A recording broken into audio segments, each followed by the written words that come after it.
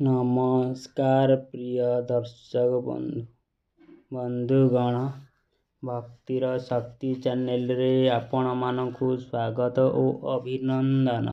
ଆଜିର ଏ ଭିଡ଼ିଓରେ ଏପ୍ରିଲ ମାସ 2025 ତୁଳା ରାଶି ଫଳ ବିଷୟରେ ଆଲୋଚନା କରିବା। ଏହି ମାସରେ ଆପଣଙ୍କର ଭାଗ୍ୟ ଓ ଭବିଷ୍ୟତ କିପରି ରହିବ ଏବଂ ଗ୍ରହ ନକ୍ଷତ୍ରଙ୍କ ସ୍ଥିତି କିପରି ରହିବ, କ'ଣ କରିବେ ଅଶୁଭ ଗ୍ରହମାନଙ୍କର ପ୍ରତିକାରକ।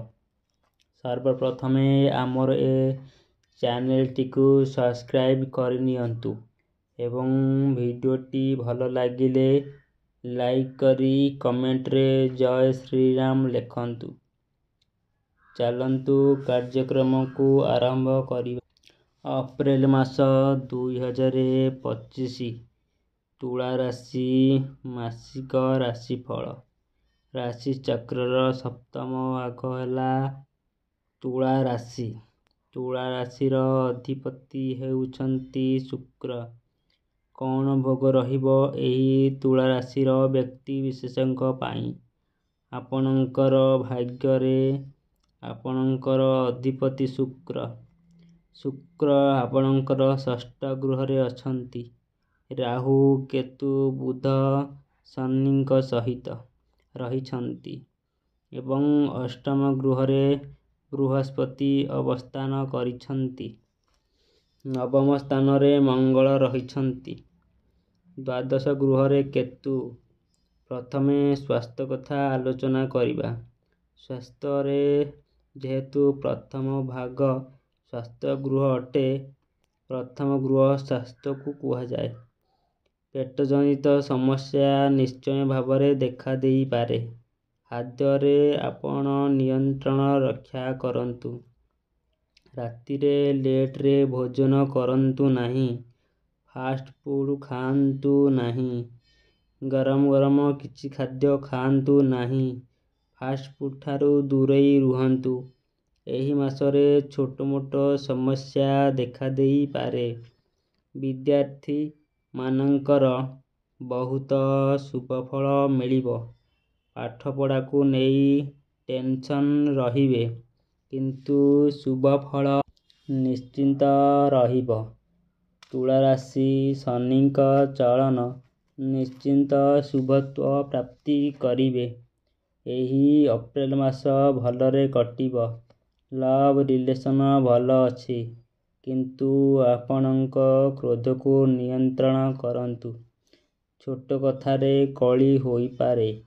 ଆପଣ ଭାବିବେ ମୁଁ କ'ଣ କରିଦେଲି। ଆପଣ ଭାବିବେ ମୁଁ ମୋର ନିଜର ଶତ୍ରୁ ଓ ନିଜର ମିତ୍ର ବୋଲି ଆପଣ ଭାବିପାରନ୍ତି। ପ୍ରିୟ ଦର୍ଶକ ବନ୍ଧୁ, ଆପଣଙ୍କର ବହୁତ ଶୁଭଫଳ ଆପଣଙ୍କର ରହିଛି, ଯାହାକି ଆପଣଙ୍କୁ ମିଳିବାକୁ ଯାଉଅଛି। ଆପଣଙ୍କ ଭାଗ୍ୟରେ ବହୁତ ଭଲ ରହିଛି। ତା ସହିତ ଆପଣଙ୍କ ପାରିବାରିକ ସହିତ ଛୋଟ ଛୋଟ କଳହ ଲାଗିପାରେ। କଳି ଝଗଡ଼ାଠାରୁ ଦୂରେଇ ରୁହନ୍ତୁ ଏବଂ ଆପଣ ବାଣୀକୁ ଆପଣ ନିୟନ୍ତ୍ରଣ ରଖନ୍ତୁ। ଚୁପଚାପ ରୁହନ୍ତୁ। କାହା ସହିତ ଯୁକ୍ତି କରନ୍ତୁ ନାହିଁ। ତା ସହିତ ଭାଗ୍ୟଫଳ ବହୁତ ଭଲ ରହିଛି। ଆପଣଙ୍କର ଜମି, ବାହନ, ଗୃହ ନିର୍ମାଣ ଇତ୍ୟାଦି କିଣିବାର ଯୋଗ ରହୁଅଛି। ଚନ୍ଦ୍ରମାଙ୍କ ସ୍ଥିତି ଯୋଗୁଁ, ଯେହେତୁ ଚନ୍ଦ୍ରମା ହେଉଛନ୍ତି ମନର କାରକ, ମନ ଆପଣଙ୍କର ବିଚଳିତ ହୋଇପାରେ। କ'ଣ କରିବେ କ'ଣ କରିବେ ନାହିଁ ଟେନସନ୍ ହୋଇଯିବେ। ତା ସହିତ ଆପଣଙ୍କୁ ନୂଆ ନୂଆ ଆଇଡିଆ ଆସିପାରେ, କିନ୍ତୁ ଏହା ସବୁ ନ ଭାବି ମନକୁ ନିୟନ୍ତ୍ରଣ କରନ୍ତୁ। ତା ସହିତ କ୍ୟାରିୟର ବହୁତ ଭଲ ରହିଛି। ଆପଣଙ୍କର ବିବାହ ଯୋଗ ରହୁଅଛି ଏବଂ ଚାକିରି କ୍ଷେତ୍ରରେ ଅଭିବୃଦ୍ଧି ରହିଅଛି।